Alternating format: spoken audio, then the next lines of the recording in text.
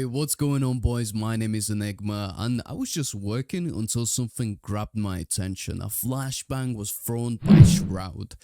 He's making a video game. I mean, at least that's what this title suggests here. I just thought, you know what, it would be good for me to react to this, put in my perspective, and just general thoughts about this, because this could be good.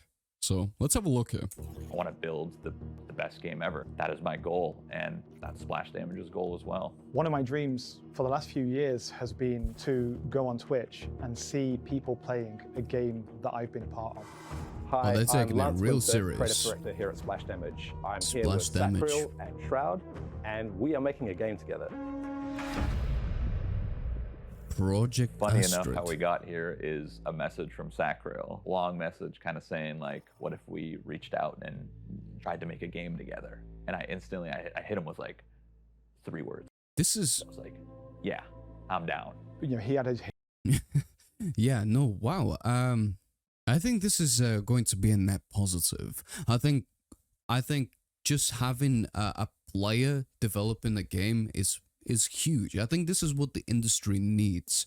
I mean, considering what we've been getting and with the whole situation, the game, what's it called now? The day before, the new upcoming scam, essentially. I don't think that will even go through, guys.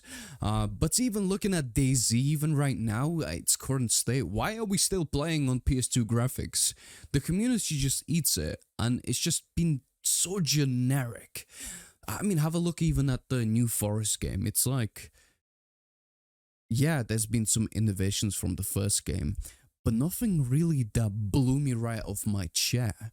So I think Shroud coming into this genre, it could actually, there's a huge gap in the market for survival shooters, and he's been playing for like decades. That's something you need to understand, guys.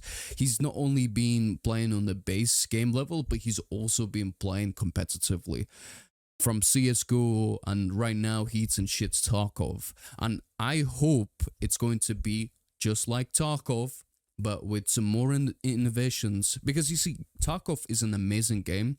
Sure, it has its problems, but I think the main issue with the game, people like the idea, but they don't go and try the idea out because the idea seems too complicated. Okay, and if they can manage a system where the user interface is easy, you know, for new players to come in, it's nice and easy. I think they will do bits here, but yeah, let's carry on. ideas. I had my bunch of ideas. We kind of met in the middle, and we were like, wait a minute, this is actually amazing. If we could find someone to work with that's already in this similar vein, yeah, maybe we could make some magic.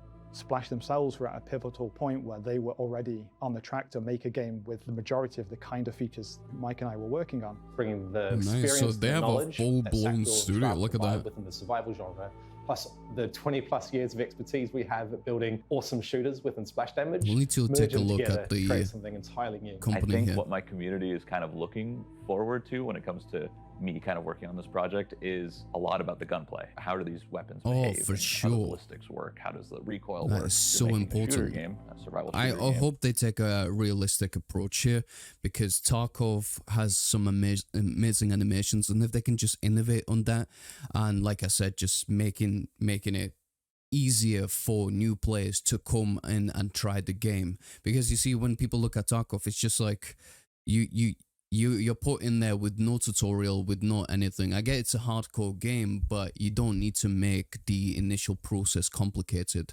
That's what brings and remains the players, after all.